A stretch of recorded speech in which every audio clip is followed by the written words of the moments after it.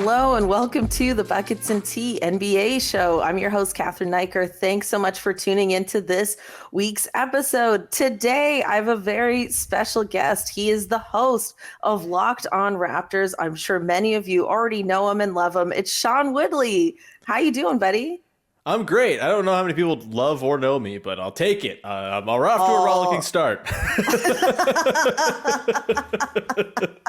No, I'm sure they do. I mean, I just assume there's a lot of crossover with amongst us hardcore Raptors fans, amongst various podcasts, because we love the NBA and we love the team so much. And I just assume other people are like me and they just listen to so many people. And I'm sure you are a part of a regular rotation, my friend. I mean, here's hoping. That's the beautiful thing about, I think, Raptors coverage is like we can cross company lines and do each other's podcasts. Oh, yeah. And it does really feel like it's all just sort of one group of sickos in the corner talking about a team that no one really cares all that much about, except for us sickos who care about it a whole lot. It's tight. It's like a very nice little friendly community who cover the Raptors. But also, as a Locked On Raptors guy, and you being a Raptors Republic affiliated show, I have to say my sworn enemies, yada yada yada. The biggest competition. I can't even get up for that fake competition. Actually, you guys are fine. I love you guys. You're amazing. Everyone support Raptors Republic, I guess. Oh, that's so great. You know, actually, just before we started recording, Sean was asking me, like, should we drink tea on the show? And I don't know why that hadn't occurred to me, because I'm usually just drinking water, just trying to stay hydrated. But maybe tea, like, I should get the guests to actually drink tea. And then I thought if we were in person, like, you know, together, like side by side, would you poison my tea because I'm such strong competition? Yeah. Just constantly looking for ways to put cyanide into the drinks of the people who share the very niche podcast market we compete for. That's what I'm all about. No. Why has everyone at Raptors Republic died after they had Sean Woodley on their show? I don't know why. Delete this. This is going to be proof. This is going to be admissible in court. We can get rid of this now.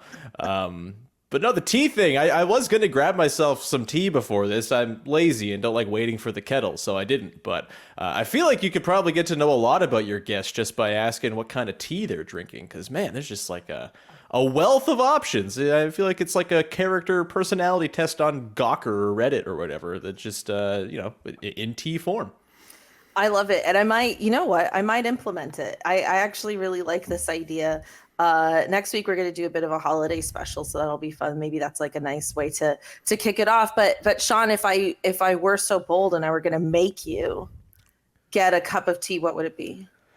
So I kind of have two routes that I go. I will usually just get like a peppermint because it makes my stomach feel better after a day of eating like garbage, which is most days. And you know, that does the job just fine.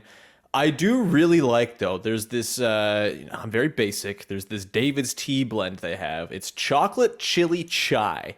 Oh. It is like way over the top. It's like a bastardization of chai, which is the most popular drink in the world. It's, it's white people shit, if we're being totally honest about it. I'm okay to own it, but the chocolate chili chai, I don't know. I'm a person who likes a spicy beverage. I'm a person who likes, like deep chocolate notes in whatever I tend to consume. And so, yeah, it just kind of, it to me is the tea version of like a really thick stout, which is kind of my drink of choice, alcoholically speaking, during the winter time. And so it kind of scratches that itch without being 12% alcohol. It's I mean, it sounds like it would be good with like a shot of bourbon in it, to be honest. That too. You can make a pretty neat hot toddy with it. Toddy, yeah. I do have I have a vanilla chai that I use for my hot toddies. I'm all over the variations on chai. I also like a basic chai as well. Don't get me wrong, but I like the flavors. I like the deep flavor profile. Give me a chocolate chili chai from David's Tea all day. You want to call me basic, that's fine. I love it. I love that you owned all of it. Shout out to David's Tea, I guess. I mean, for me, like I'm half South Asian, so I can make my own chai, and I do it over the stove from scratch, and then I put it in a teapot, and then I sip it throughout the day. Yeah, That's kind of I need to my do move. that. That should be like a Christmas gift idea I should ask for. Well, Just like I can send the you my ingredients for that. I can send you my recipe. It's not too hard. It's All not too right. hard. We'll talk. We'll talk. We'll talk after. We'll get together after the show to plan my hot drinks, I guess. Didn't know this is what we signed you up for, but glad we're here. Listen, I'm glad we've had some very nice, warm banter with mild threats of death off the top because, it's been a rough week for us Raptors fans. Last week I had Louis Zatzman on and we were talking about, we're not going to, it's way too early to hit that panic button, blah, blah, blah. And that was before we lost 2 in a row to the Orlando Magic and now to the Sacramento Kings. So we're going to get into all of that coming up, but we're going to start with the NBA as we always do. Our old friend, Kawhi Leonard, is he back? This is my question for you. He had an amazing game against the Boston Celtics. In 29 minutes, he scored 25 points, 9 rebounds, and had 6 assists. So, also Paul George had a really good game against them as well. He also had 25 points, 6 rebounds, and 3 assists. So when this team's healthy, they are looking very good. Sean, did you get a chance to watch the Clippers, and what do you think? I didn't get a chance to see this game, although any game in which the Boston Celtics lose is good in my books, and it's probably one I should go back and take in. But, I've been keeping up with Kawhi. I usually will catch like the late games. I don't watch a ton of Eastern Conference basketball because the Raptors are usually on. And then when they're not on, I've got other stuff going on, typically around the 7 o'clock hour. And so it's usually around 10:30 that I kind of settle in and watch some games. And it's been a lot of Kings this year. And the Clippers just happen to seemingly be on all the time as well. And so I've seen like the Husk Clippers a whole lot without Paul George, without Kawhi Leonard. And they're no fun. It's kind of a miserable watch. I know Ivica Zubac is doing fun stuff and having 30 games and whatnot. But, it's not really been the most thrilling team to watch. To see Kawhi finally kind of settling back in, though, is really nice. And I don't think it's crazy to suggest that at full health, they're the best team in the Western Conference. I might still go Nuggets over them because I'm a Nuggets freak and I'll think the Nuggets are winning the title every year for the rest of time. I think it's just kind of how I roll. But, the Clippers are really, really good. And Kawhi, obviously, we know what he can do. I guess it just is the matter of, the very unfortunate reality, the elephant in the room. He hasn't been healthy for 2 years. I know he's talked about how his knee injury is more of a 2-year recovery. When you have the ACL, it's like a year of rehab and then a year of like getting your sea legs essentially after that. And so I wasn't under any illusions that Kawhi was going to come out and win the MVP this year or anything like that. But it is certainly concerning that he keeps on having these little stretches where he has to sit or he's, they're resting him. They're monitoring his minutes in overtime, for Christ's sake. Like, none of that is terribly encouraging. If he's healthy, if they're on the floor, yeah, he's back. And like the Clippers are a problem. And it just seems like he can kind of pick up where he left off. We saw this in the Raptors season, right? Where he played like 7 games the season prior, comes out and is like one of the 5 best players alive and carries the team to the title with one of the best playoff runs we've ever seen. It's not like he forgets how to play basketball when he's out so long, but you do wonder about like the cumulative effect of the injuries over time and like the sustainability. Can he play 4 rounds of playoff basketball in his state? I am going to hold off on predicting that. I'm not going to be picking the Clippers to win any titles or anything like that because of that sort of unfortunate reality, but would love to be counted wrong because Kawhi Leonard rocks, and seeing him succeed is a thing I think we should all be hoping for. Yeah, I think like it was a month ago on this podcast, I asked the question if they should trade Kawhi, which is I just decided to have a hot, chili, chocolate, chai, spicy take. Hell yeah. I do think it is encouraging to see him play that well when he is healthy. A part of me wondered if he still had a game like that in him. So at least we know that much is true. But I agree with you. I think, the odds of him being able to play 4 rounds in the playoffs or even 3 rounds, if he like tries to skip out the first round or something like that. And that's not including the play-in, but it's like, I don't know, man. It just feels, it's too early to say yet, but I am encouraged. And I did preface that take with, I'd love to be wrong. Yeah, I'd love to be wrong. amazing. But a part of me, there's a cynical part of me because I'm not emotionally invested in the Clippers. Yeah. That's like, what if you have a string of good games like he did, or like he's currently having, and then you start, answering some phone calls to see the interest, like would now be the time. But that's one of those things where it's like, obviously you're so invested in him. The Clippers would obviously not do something like that, but it's one of those things you look back at in hindsight and go, was that the moment? Was that the moment to do it? And so there's just a little bit of spidey sense on my part that's sensing like this could be one of those hindsight moments. But, for his sake, the league is better when Kawhi is great. So, 100%. definitely rooting for him. I'm not letting my cynical side take over, but it's just something that I find it very intriguing. Yeah, I mean, I can't see Steve Ballmer ever just being like, all right, guys, we're gonna rebuild the team now. Like, that's not what Steve Ballmer's ever doing. Like, he's a psycho. He's gonna go down with the ship. I'm sorry to your listeners for doing the Steve. No, Ballmer. I wanna keep that impression forever.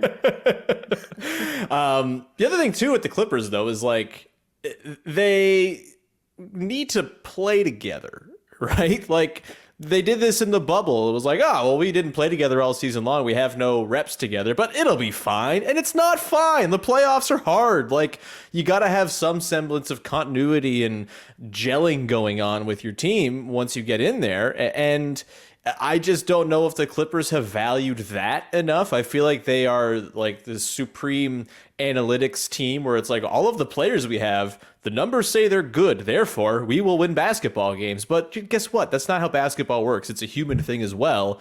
And comfortability playing with one another, knowing the beats and rhythms of the guys you're playing with, like that all really matters. And not knowing that stuff can be the difference between winning in the second round or losing. And so that's, I think, as big a hurdle as the Kawhi health thing. Even if he is going to be healthy and you can play him throughout the playoffs, can you get him into enough games in the regular season with all of the other important players on the team to establish the continuity you're going to need to go to war for 4 rounds? And that, I think, is just as big a question as his health itself. Wow, I think that's an excellent point, just about the regular season continuity. Because, I mean, that's what the 2019 Raptors had. We had so much continuity with our core that he could sit out, play again. I mean, at least he played, like, was it around 60 games that season? Yeah, 60 games. And, like, they got Marc Gasol in there at the deadline, and they had, like, 25 games of run-up for the playoffs. Like, there was actual continuity there, for sure. Yeah, no, excellent point. I think... deep, cautious optimism is probably warranted for that team right now. And, I love to see it. All right, let's move on to another team I am super, super intrigued by in the NBA, and that is the Pelicans. The Pelicans are currently, as of this recording, first in the West. Mm-hmm. First in the West. I don't think anyone saw that happening. They're a really fun team to watch. And I think the question now is, obviously they're going to be in the playoffs, but could this team go deep in the playoffs is my question. What do you think? I mean, it's kind of hard to say that they can't. Whether they will or not, I mean, that kind of comes down to the bracket and, do they get a matchup that hurts them or whatever. But, like, Zion's pretty incredible. They've put the ball in his hands a lot more lately. That's kind of been, I think, the secret to them taking off a little bit here. And, like, if he can stay healthy, they have the juice. Like, they have the top-end talent you need to win a championship. That's taken care of. They have versatile defensive players where they can kind of go with all these different iterations of their team. They can play Zion at center. They can play Zion at the point. They can play Jonas at center. If Jonas isn't cutting it defensively, they can scale down and go Larry Nance Jr. at center, who's been really good for them. They've got a lot going for them. Herb Jones, Dyson Daniels, they got these young sort of like freak wings who can guard anybody. They're a problem, man. Like the CJ McCollum is in like this beautiful off-ball role where he's not at the mercy of other big guards just destroying him over the course of a playoff series because he's paired with other small guards in his own backcourt. Like, he's in this perfect little utopia for him. It's like kind of an unorthodox team because there's not like the sort of run up that you typically see for a contender, right? Where Giannis runs up against the wall 5-6 years in a row before finally bursting through. You get LeBron all those years in Cleveland before finally busting through in Miami. Like, you don't have a sort of transcendent superstar making his way towards an eventual title the way I think we're probably seeing with Jason Tatum at the moment. Luka Doncic will probably get there at some point. This one could just kind of happen out of nowhere, which is weird and kind of hard to contextualize, but the juice is there. Like, they got all the pieces, and they're also just like fun as hell, and we should be rooting for them to win a title because get King Cake Baby more screen time. Zion's gonna have the sort of the spotlight on him, and with Zion, as unfortunate as it is, you never know when the next injury is going to come, right? So, like, capitalize on it this year while he's healthy, while things are looking good. They're in a pretty awesome spot, and if it doesn't happen this year, they're not going anywhere because they have all of the Lakers' picks for the rest of time. They seemingly have everybody's picks for the rest of time.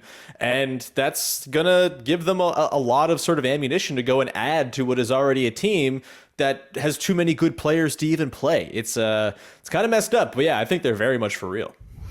Yeah, I was going to say, if the Pelicans do win a championship, they should have a second parade in LA.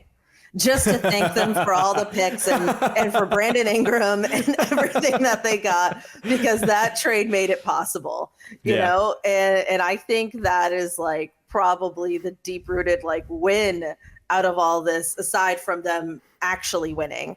And I agree. I think there's something to be said for hitting that playoff wall. This article that I sent you from Sports Illustrated made a very interesting point about the play-in tournament and about how like the young Phoenix Suns kind of were in that play-in tournament, and then they started to hit their stride. Then the following year it was the Memphis Grizzlies, and now this year it seems to be the Pelicans. And I do think there's a lot of truth to that, and I think that's a really interesting point. But I also feel like they haven't had that playoff experience, which, call me a traditionalist, but I do think that's very important and very valuable. Totally. I think the X factor to all of that, as I'm about to contradict myself, is the Western Conference is not it's not the typical top heavy Western Conference that I think we're used to seeing in previous years, right? Like, the Warriors are currently 10th. And Steph Curry just suffered a shoulder injury. I tried to look it up before we started recording. He hasn't had that MRI yet. So it came out. He's going to be out at least a few weeks, they said. They said a few weeks, but I heard that they don't know the exact time. Like, he hasn't actually done the MRI yet. Oh, well, that's always good to not know. That was like an hour before we started recording, so something happened. It's the NBA. Yeah. Something could have happened. But he could be traded by now. Yeah, he's on his way to the Hornets now. Yeah. But I think the Warriors if he's out for a few weeks, then the Warriors, I think, will still be in the mix. If it ends up being worse than we think and he's out for longer, then that really takes them out of the equation, I think. Like, the Warriors are a play-in team right now. And I think not having to face them, obviously I think the Grizzlies and the Suns would be really tough matchups, and they obviously do have a lot of playoff experience now. The Clippers are in that mix, and I would say the Nuggets are in that mix as well. But I look at those teams and I don't think any of them are completely unbeatable. Totally. So I think this is, obviously, it's mid-December. Who knows how the bracket will shape up by April. But there's a very interesting path here for the Pelicans that I think is more realistic than for a lot of younger up-and-coming teams we've seen in quite some time. Yeah, and I mean, if you can hang on to the 1 seed, which they're tied with the Grizzlies right now, and the Grizzlies could very well go and get that thing too. But even if you're a 1 or 2 seed, like, you set yourself up well. And this is the problem for the Warriors. Even if Steph is out for 3 weeks and comes back, if you lose ground and are in the play-in, and that's just where you're going to be because you've lost too much ground on the 6th seed, then that makes your road to making the finals really difficult. You can be the team on paper everyone's scared of, but you have to play 3 really good teams back to back to back. At some point, your luck's probably going to run out no matter how talented you are.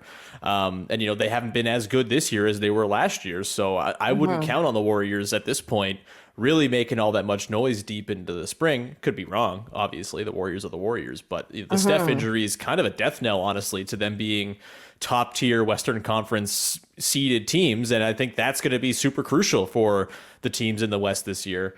It's, I still think Jokic is the best player in the conference. And so I usually will just sort of skew towards that and say, well, they'll figure it out. But that said, like they are a team that seems prone to, a point Zion destroying Nikola Jokic and pick and roll and all that stuff. Like there's lots of ways this could go wrong for all of these teams. It's going to be crash and burn for some of them. It's going to be fun. It's going to be hilarious. We're going to get to, have great takes and all that. But the Pelicans, like just by the mere fact that they are hanging around that 1 or 2 seed, that's going to give them a way better shot because they'll be kind of fighting against these beleaguered teams that had to probably fight real hard to just get to the playoffs or the play-in, go through a play-in, and then all of a sudden Zion's dunking on your head. That's got to be kind of deflating if you're the Warriors or any of those other teams in that 7 to 10 mix. I kind of hope they face the Suns after that dunk that he had at the end of the game, and they all got all upset and in their feelings. And you're telling me the team with Chris Paul is being little whiny babies about a thing that happened with rules and unwritten rules and whatnot? Crazy. Oh my God. I would love to see it. I would absolutely love to see it. I'm sure I'm not alone in that. All right. We've got one other NBA thing before we get into the Raptors. And that is, there's been a weird update in terms of the CBA agreement negotiations. They were supposed to, I believe, come to some sort of terms by literally today, December the 15th, but they've extended their deadline to February the 8th. And I guess essentially if they don't come to an agreement on certain key topics by then, it would leave the league vulnerable towards a lockout. Sean, I don't know if you've been following this, but do you think there is potential that the league could come to agreement, could not come to agreement? Where do you see this going? Yeah, I mean, I don't have like the inner workings of the negotiations or anything on tap, but I always assume the owners want to lock the players out, just kind of as a rule in any of these things, because that's what owners do. They're ghouls and they want to save as much money as they can, and they want to fleece the players. This happens in every sport, so that's kind of always my assumption. That said, the owners would be fucking idiots if their greed led to work stoppage for right now in the NBA, where the NBA is kind of through the COVID stuff. It seems you have a normal season taking place. You have all these brand new fresh faces taking over the league. It's been sort of like a passing of the torch the last couple of years. It's felt like from the LeBron Steph era over to the Luka Tatum Giannis Doncic era, and all the other guys that are excellent around them, the Jaws, the Zions. And you also are about to have a ton of TV money come in. So everyone's going to be flush with cash anyway. You got gambling money on the way. Like, there's no reason for the owners to like cry poor here. And the thing that's happening is they want a hard cap, I guess, is like their sort of big thing. Yeah. The players are not going to budge on that. And ultimately, I don't think a hard cap will come in. I think the league's too far gone when it comes to the amount of money that's been spent on guys that are for existing contracts, the way the cap has gone up, the way teams build their entire team building plans around the different machinations of the cap, whether you're over the tax, under the tax, in the apron, yada, yada, yada. It seems really hard to just be like, all right, hard cap now, and this is to curb excessive spending. How about the billionaires who own these sports teams as vanity projects treat the vanity project like a vanity project? This isn't a small business that you're trying to keep afloat to keep your family fed. This is a basketball team. You're a billionaire. If you don't want to have the vanity project anymore and spend money on it, sell it and make an enormous profit. Stop crying poor. As much as I wish that we could dump on the Warriors and Steve Ballmer and the Clippers, they're actually the heroes here because they're like, screw it, we have the money, we're billionaires, we're just going to pay the money to have really good basketball teams. And there is not a single owner in the NBA other than maybe Tillman Fertitta, who is broke ass and has fake wealth. Other than that, there's no reason any of these owners should be crying poor and saying, well, these teams are spending too much. It's unfair to us.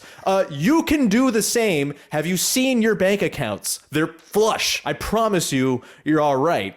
So, yeah, this stuff always drives me nuts because ultimately, too, as much as we love the players and root for the players to win in this stuff as well, I mean, it's also, they're closer to the billionaires than us normies anyway. And so it's like, okay, it's rich people fighting with rich people over rich people stuff that doesn't concern me anyway. So I have a hard time really, getting too worked up one way or another. But anytime the owners start to pull things out like, oh, it's too expensive to keep up with the Warriors.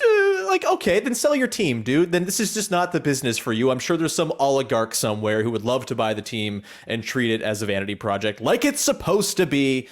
Ugh, rant over.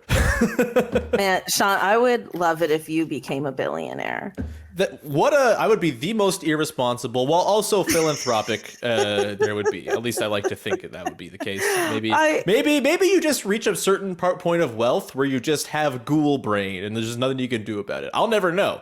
But maybe it's just your brain changes when you have that much money and it's impossible to do it right, I suppose. Yeah, I still wish it for you just because I feel like your personality really suits it. Based on that I don't know. Shots fired. I promise I'm not going to put cyanide in your drinks, okay? You don't got to knock me down. I couldn't help myself. It was right there. But yeah, so yeah, the key issues around this, like you said, is a hard cap, which would just for clarification, would replace the luxury tax entirely. So they want to get rid of the luxury tax and just have a hard cap, which is, I think, also ridiculous. And I don't think they would lose. I don't think they're going to win that. Like, I do think there would be a lockout before they ever issued a hard cap. The thing with the hard cap too, Cathryn, sorry. Go ahead. Just anytime that you're thinking of doing something that the NHL has done, don't do it. Like, that's bad. The NHL sucks. And the reason the NHL sucks, in a large part, is because I have a hard cap where there's no wiggle room. You have all these really good teams that will develop good players, and then they just have to trade them all because there's no money. And then every team is the same. There's no teams that are great. There's no teams that are terrible. It's not fun. The NHL is a miserable, miserable existence. As someone who works covering the NHL as part of my day job, it sucks. It's a terribly run league, and you should never be trying to do things that they have done because they usually do the wrong thing. So that should be big red flag number one. Oh, the NHL is a hard cap. We can't go ahead and do that. It also limits trades. It makes it really hard for the trade market to percolate because all these GMs are like, well, there's no money. It's really hard to make trades, and I don't want to do my job. Well, that would be ridiculous. So. Don't do a hard cap. It would be very bad for so many reasons. You're going to be my CBA guy forever now. This is amazing. Let's just bring on the uninformed loud guy to talk about the rich people, shall we? I think I might make that my thing if there is a lockout. This is what this show's about, honestly. No, I think I don't follow the NHL at all. Between the NBA and the WNBA, I just don't have time for a third league. You're making a good call for your mental health, for your enjoyment of sports. You're making the right decision. Yes. And so, I didn't even know that they had that as an example to look at. And now that I know that exists, that makes it even more egregious than I already thought it was. It's rough stuff. The other thing is they're trying to get rid I don't know which side is trying to get rid of this, the one and done rule, which would allow players to come into the league from high school. So that's another thing that's being negotiated.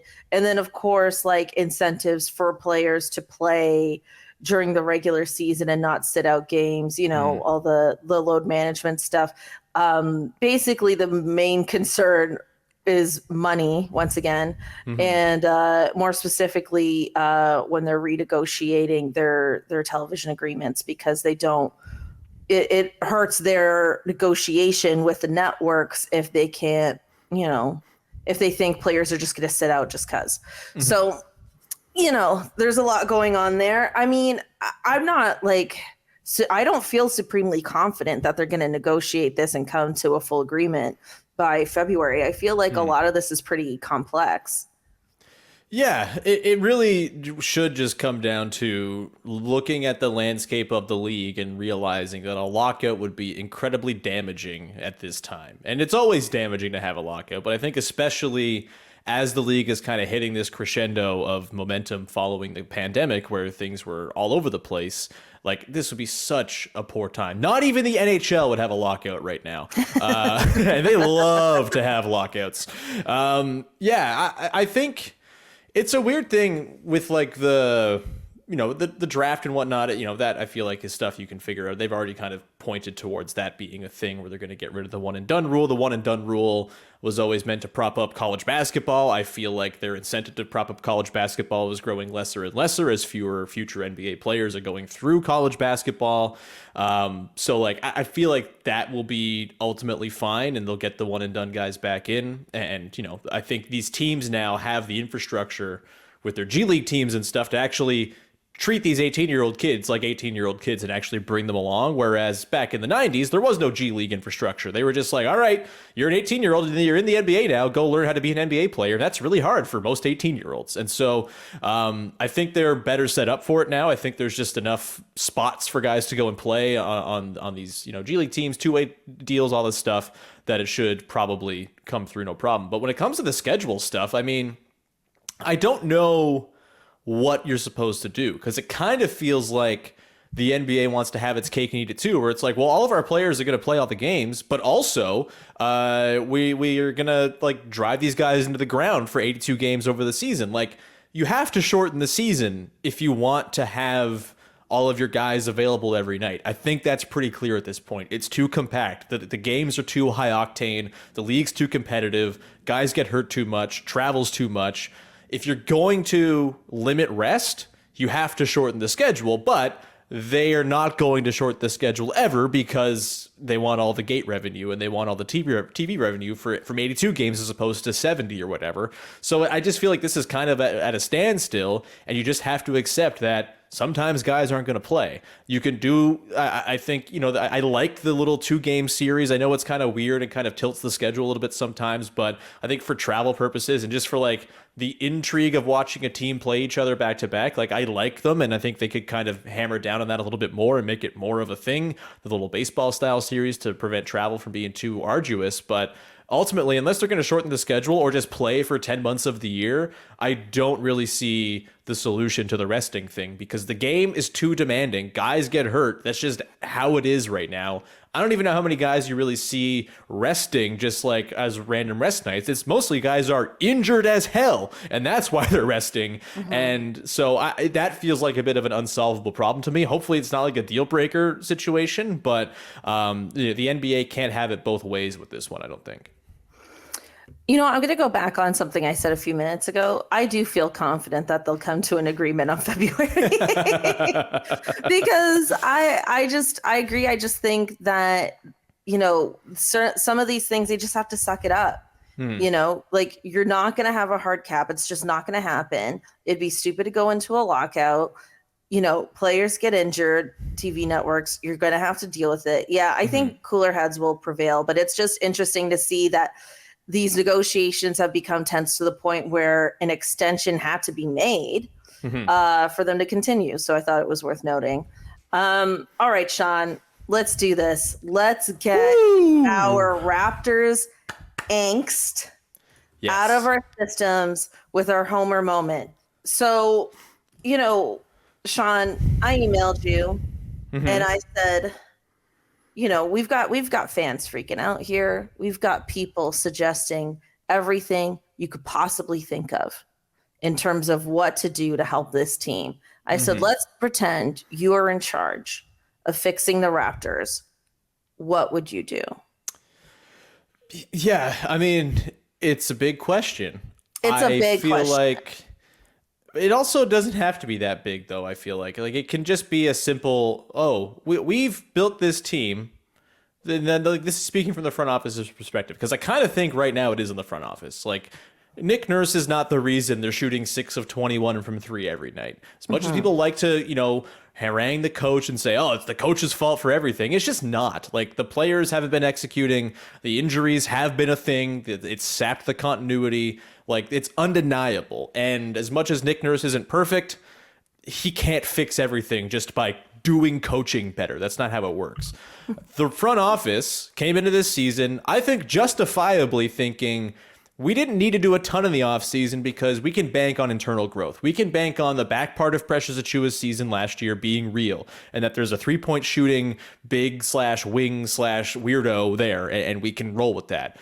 Maybe Chris Boucher bounces back and settles somewhere between the 39% shooter he was in Tampa and the 29% shooter he was last year. If you get 34% from Chris Boucher, you're laughing. Someone, whether it be Delano Banton, Justin Champagnie, Malachi Flynn, these deep bench guys, one of them will pop. One of them will offer some sort of depth. Otto Porter Jr., he's our big addition. That dude shoots the hell out of the ball. If he plays, great. None of that's happened, right? Otto Porter hasn't played. These guys haven't developed. Chris Boucher still bricks every 3 he takes while also still being really fun and good. And Precious has been hurt and was not very good before that. And then it's compounded by the fact that your 3 best shooters are all having outlier bad shooting seasons at the same time. And it's just sapped the offense completely. And that bleeds into all the other elements of the game. The defense is, forced to be super aggressive so they can actually do something on offense in transition. But that leads to all sorts of blow-bys and breakdowns and easy buckets at the rim and corner threes for role players who you're going to think about for the rest of time. Like, it's tricky. The front office went in thinking all of these holes would be filled, and they haven't been. And so shooting and center play, really the 2 things they've punted on with the way they've built the team, are the things that are coming back to bite them. And I thought in the Kings game on Wednesday, they bit them maybe harder than they have all season long. The 3-point shooting was very obvious. The Kings were bombing threes. The Raptors just couldn't even take them. They've just gone art basketball and are like, 2 threes? Why do we even do that? That's silly. And then the center play, I have high hopes for Christian Koloko down the line. He's not the answer right now, and you need to have real rim protection, especially with the way the Raptors play, to clean up those messes. There's a reason Marc Gasol was so effective on this team. He was the guy who could cover up for all the other mistakes or breakdowns that are caused by being hyper-aggressive. And so if you're the front office, you have information now. You're 28 games in. The information is, got to get some shooting, got to get some center play. I don't think the problem is the 4 best players. As much as Fred has struggled, yes, it's not ideal that he has kind of lost a little bit of burst. I think he can more than capably perform the role of 4th guy around OG, Scotty, and Pascal, who are a kick-ass core who you're not breaking up. Those 3 guys are the dudes you go to war with. So really the answer is, we got to add some shooting and some big man help. And that's easier said than done, but I think it's kind of staring them blankly in the face. You got to do these things, otherwise this season is going to waste a year of Pascal Siakam at the peak of his powers. It's going to waste what could have been another step forward to get some further playoff experience for a team that has high ambitions down the line. And it's now December 15th. The trade season's open. Most of the league can be traded as of today. You got to go and find answers to those 2 questions. If you could do it in 1 player and get a Miles Turner, amazing, incredible. Or maybe it's a Bojan Bogdanovic and a Mitchell Robinson or a Nerlens Noel or someone like that who can fill in and be a rim protecting center. But those 2 things are the things that are glaring. And I think if you're the front office, expending a couple of 1st-round picks, maybe some back-end roster players, maybe even like a Precious Achiuwa. Do you dangle him to try to make a big move? I like Precious a lot, but he might still have value around the league if you want to try to reshape things. And if you get Miles Turner, is Precious Achiuwa really a part of your plans going forward? Who's to say? But that's kind of where it is for me. I'm hunting those sort of on-the-margins ads because I don't think the problem is the good players. I think the problem is that there's not quite enough good players and not enough support for the good players and what they do well. And the front office has knowingly made this call. They have said, these are going to be the holes that we're going to accept as we wait for development. Development's not happening. You got to go fill the holes now. Sean, I completely agree with you. I didn't put this question on our docket, but this is something I wanted to ask you. Because I'm not an analytics person, admittedly. I'm sure everyone listening to the show knows that, but we're still entertained, right? We're still entertained. Hell yeah. But I have not been a huge fan of the 6ix9ine experiment. Right. I trust in Masai. I still do. But I haven't been a huge fan of it. And what really did it for me was our series against the 76ers. Right. I just felt like Embiid had his way with us, and Embiid is Embiid for a reason, so I'm not taking anything away from his greatness. But when he hit that corner 3 against us in that overtime game 3, I just thought to myself, we haven't done anything to prevent that play from happening to us over and over and over again. And, I have been missing a proper center, a proper starting center ever since Marc Gasol and Serge Ibaka weren't a part of this team anymore. And so I don't know if I'm the only one who feels that way. I don't think I am. I just think we really need a center. Of course, I agree. We definitely need shooting, and everything you said, I think, is a pretty solid blueprint. And I'm sure our front office is on it. But I really miss a center, and I would really love to see a proper big in our starting lineup. Yeah, I think I'm coming around on that too. So with centers, I think the Raptors are actually kind of right to be not throwing all of their resources at that spot. I don't think you really want to be, unless you're paying Jokic or Embiid or Bam Adebayo, I don't think you should be spending massive resources at center, because ultimately, unless you're getting those sort of next level skills that those guys bring, you're looking for typical center jobs to be done, right? You're looking for someone who can set screens, make plays on the short roll, doesn't have to be flashy necessarily. So if you can get someone who can kind of do those things on the margins and for cheaper, I think that's a good call. And I like that they haven't sold out to go get Rashawn Holmes or something like that. Yes. That to me is not the solution they've been looking for. But yeah, it does feel like they got to get some passable center play, and they're not getting any of it right now. Bless Thad Young's heart, but up against Domantas Sabonis, he's too small. He's not a big enough guy to protect the rim properly. He's not going to clean up those messes. And yeah, they have to get some kind of center just to give them another look. I think Vision 6'9", maybe I honestly feel like calling it Vision 6'9" at this point is almost narrowly focusing it too much, because there's other stuff going on, and it really is just about having big players who are skilled. That's what they're doing, and I do think that's the way the NBA is going. That's what the Orlando Magic are doing. It's what the Pelicans are doing in a lot of ways. Have big players. The bigger the players who are skilled are, get as many of those guys as possible. Masai has said, I could build a whole team out of OGs and I'd be happy. I don't think that's wrong, but you got to have, until the league entirely says, well, centers are stupid and everyone's 6'9" now, you can't be like, well, our way is better, because it's not, because there's other teams that have guys who are going to make it hell for your 6'9" dudes trying to play center. So while I think the lineups of all 6'9" guys or 4 6'9" guys do have their place and can probably play a pretty heavy share of minutes for this team, there are unquestionably moments where you got to have an actual center out there to go and bang with a dude, to go and just set screens. In the case of, say, a Miles Turner, for example, to pick and pop and offer a little bit of spacing, and obviously to clean up the back end things on the defense, which the defense is so desperately crying out for a guy like that.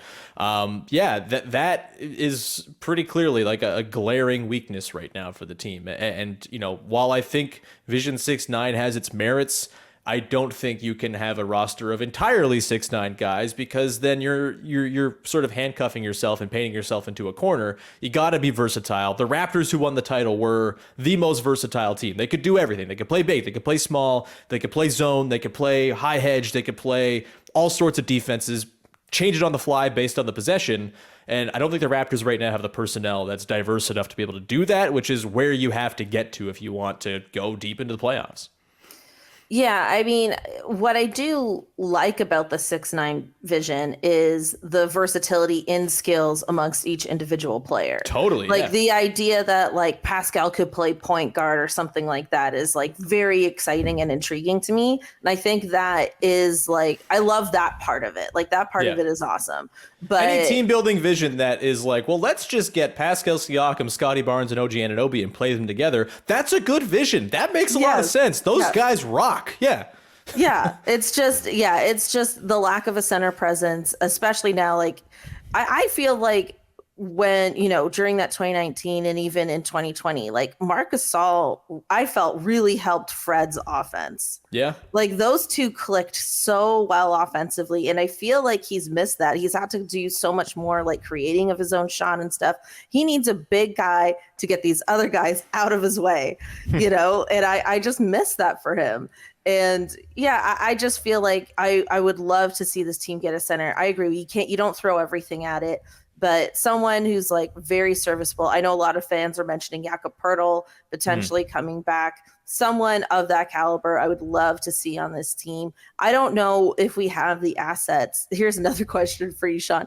Yeah. Do you think we have the assets to pull off both of these things, to get a center and to get more shooting? Or do we just have to wait out our players getting healthy, or like get a center and then just wait out the rest of us getting healthy and getting out of this slump? Or like, where do you lean on that? I think it depends on sort of whether or not you think the Raptors should be hoarding their chips to make a superstar trade at some point, which, hey, maybe that's the argument. I kind of think the Siakam Barnes OG trio is good enough to build a contender out of as like your core, especially as Scottie kind of grows into the player we all figure he's going to be, despite the struggles this year. I don't think I'm any cooler on Scottie's potential upside than I was coming into the year. I think there's more potential that it doesn't get reached maybe, but he's really talented, and we see even in games where he struggles and has bad mistakes, he goes 27, 7, and 10 and makes it look easy. Like, these are really special basketball players. So if you think those three guys can be your dudes going forward, and you don't maybe see like an obvious superstar trade out there, and we could talk it if you want and go crazy if you start thinking about guys, but like, I think, yeah, you can put your picks on the table. You can offer up a couple first rounders, one for a Bojan Bogdanovic, one for a Jakob Poeltl, throw in a couple seconds for the Knicks and getting Isaiah Hartenstein out of there or something like that. Like, there's the maneuverability here to make two trades to revamp this roster, I think. Gary Trent Jr. being an expiring deal certainly makes that easier. I think, something involving Trent for Miles Turner is something I've got circled as like that would be pretty sweet if they could pull that off. It would depend on, the Raptors would have to go all out to keep Turner and use their bird rights to bring him back and all of that, which I would imagine they'd be able to convince him of that. They usually have a pretty good track record of trading for guys who are expiring and then signing them for long term. We've seen this with Ibaka. We've seen this with all sorts of guys. Boy, would Private Ibaka be awesome on this team? Holy hell. Oh my God, amazing. Yeah, and just like would fix the vibes and everything. But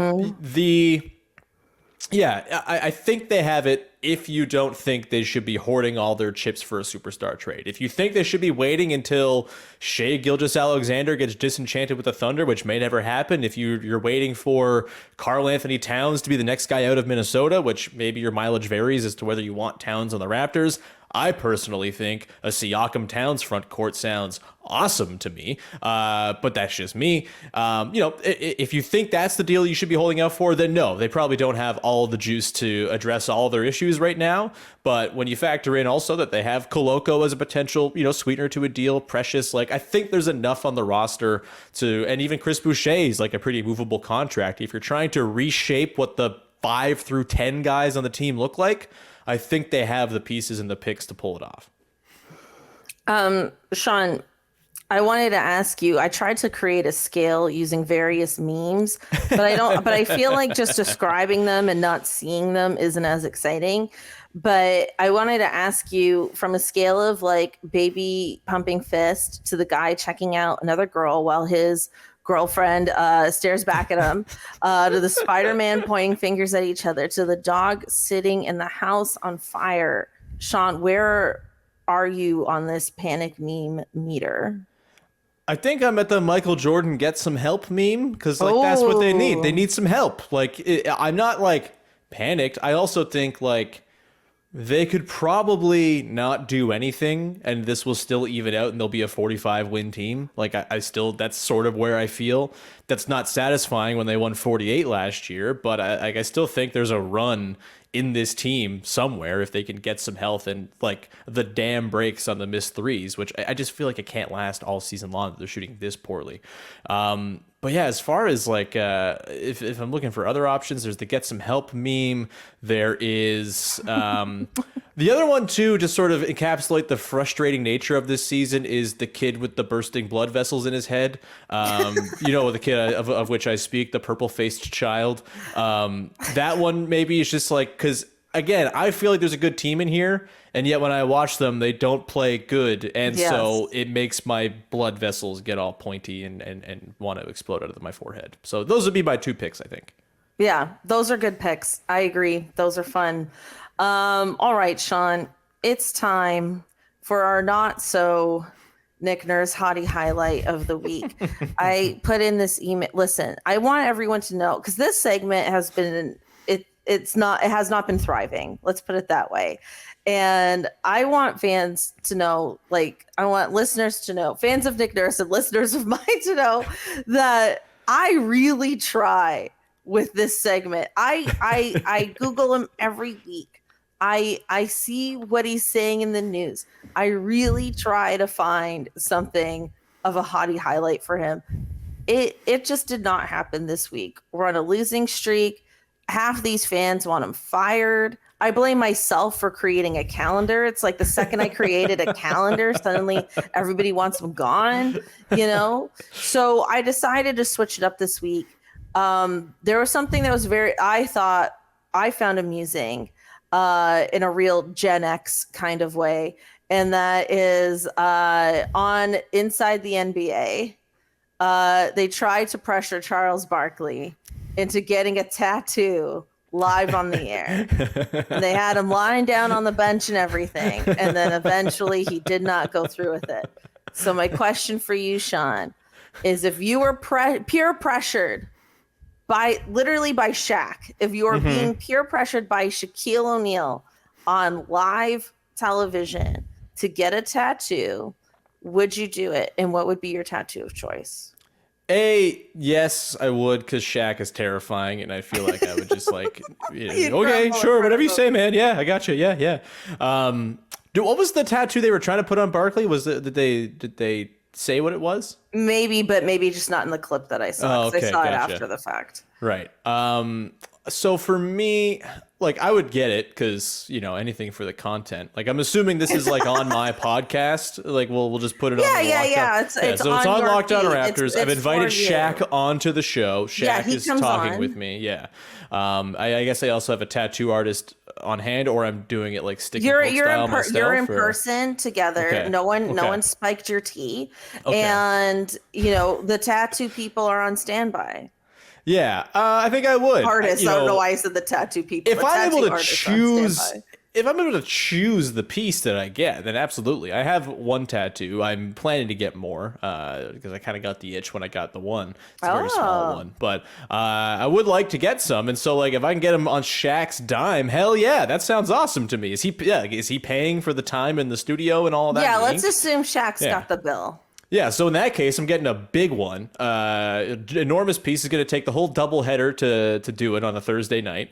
And I'll get something Raptors themed. I'll get like the Raptor himself, like jumping through a flaming hoop or something like that. Oh my God, that's amazing. I feel like that is probably where I'd go. I mean, I have like another tattoo that's like more personal that I like want to get and like I'm planning to get on my leg. So maybe I would just like get that handled. Like, Shaq, are you all right to get this bear themed tattoo I want, please? Like, it's but like if I'm going with basketball themed, yeah, give me something related to the Raptor. The Raptor's never going out of style. The Raptor's immortal. Hopefully the Raptor never gets canceled and I won't feel bad for having the tattoo.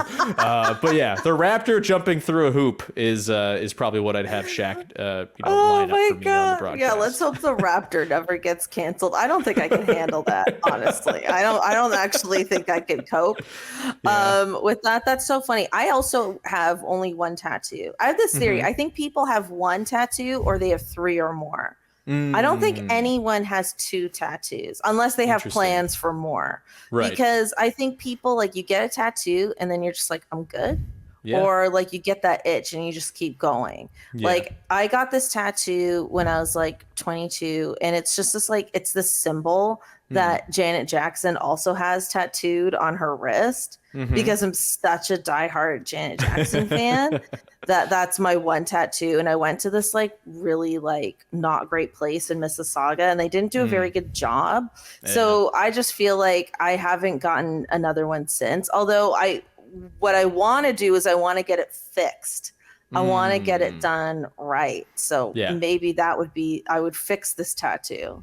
on TV if I had the chance. That's what That sounds like you could get the guy. They have that show, right? Like the Tattoo Rescue or whatever. Like you could bring in that person. Maybe there's like a TNT crossover situation going on. A little SpawnCon. Yeah, that sounds like a great idea.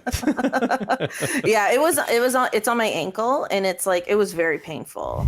Don't let these people lie to you. That shit hurts. It does hurt. They're sticking a needle into your arm thousands of times in quick succession. It hurts. Yeah. Yeah.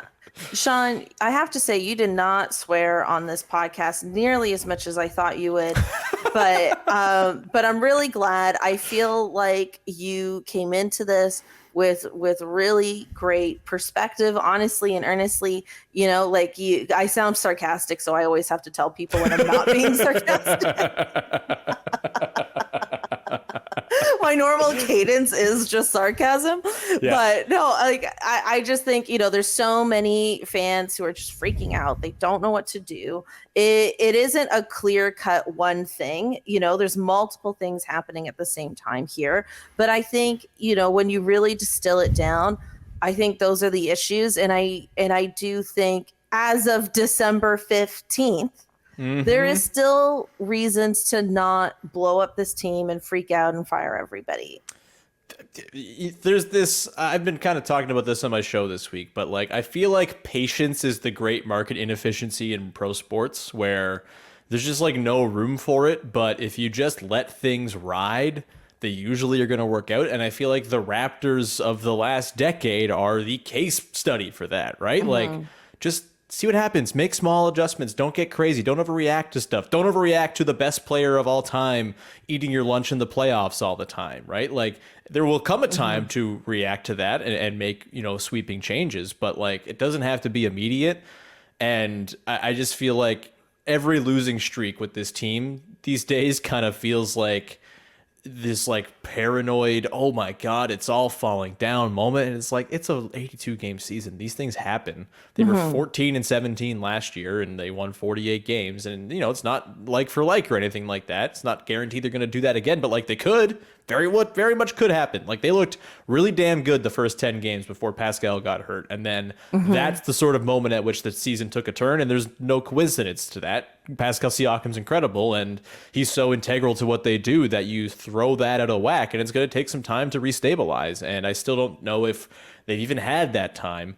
Also, I remember watching Jermaine O'Neal and Hedo Turkoglu play for the Raptors. Anyone who's this is terrible, I'm despair-ridden, being a Raptors fan is so hard. Hey, you won a title 4 years ago. You're fine. Go swaddle yourself in your championship gear. You're going to be just fine. And also, it can be so much worse than this. Imagine having Brian Colangelo panicking for his job every summer, just making idiot move after idiot move after idiot move.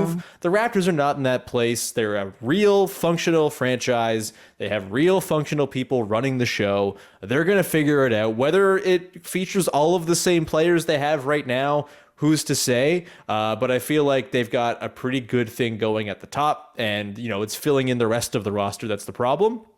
And if they can do it, great. If they can't, then this may be a lost year, but it doesn't mean I'm any lower on the sort of long-term outlook for the guys who matter on this team, because the guys who matter, the Pascal, OG, Scotty trio is really good and is a really good place to be starting from. So just relax. It's the Scotty, Pascal, and OG are the trio who exist because Sonny Weems, Amir Johnson, and DeMar once walked, right? It can be so much worse than this. You haven't seen real anguish if you're sitting here thinking that this 13-15 start to the season is the end of the world.